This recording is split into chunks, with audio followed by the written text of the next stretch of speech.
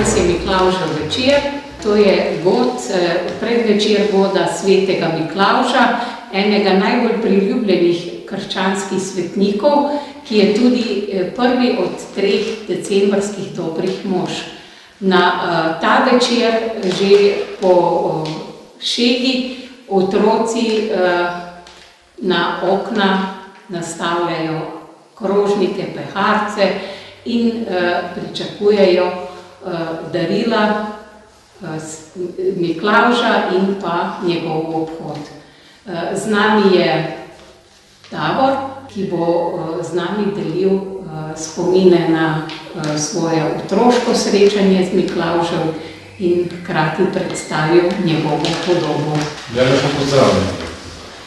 Res je, da časi obdarovanj prihajajo decembra in moja vloga v vlogi dobrotnika je pač tudi spomin na čase, ko sem tudi sam bil deležen daril in obdarovanj, in v teh časih je bilo to tako, da smo pač otroci napisali svoje dobre želje, pričakovanja v pismo, pripravili nekje pehar, nekje krožnik, nekje smo tudi očistili škorenj in potem Miklavž je vedno darilo pustil čez noč, ko so otroci že spali.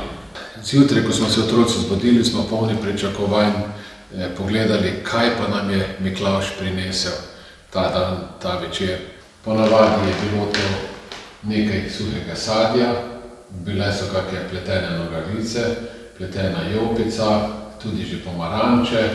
Ni bilo tako kot danes, ko so kupljene igrače, ko so pravzaprav zelo dragocena darila. Včasih je veliko več pomenilo, nekako darilo je bilo bolj skromno, ampak bolj za osebno noto, bolj za dušo.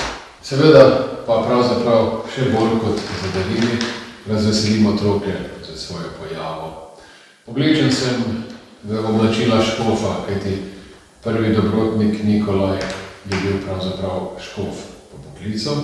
To mu je bilo poslanstvo in to me pravzaprav zelo veseli, kajti v družbi danes je potrebno več nekako posvečati pozornosti tudi drobnim veseljem in radostim in začnemo pri otrocih, ki se morajo veseliti otroštva.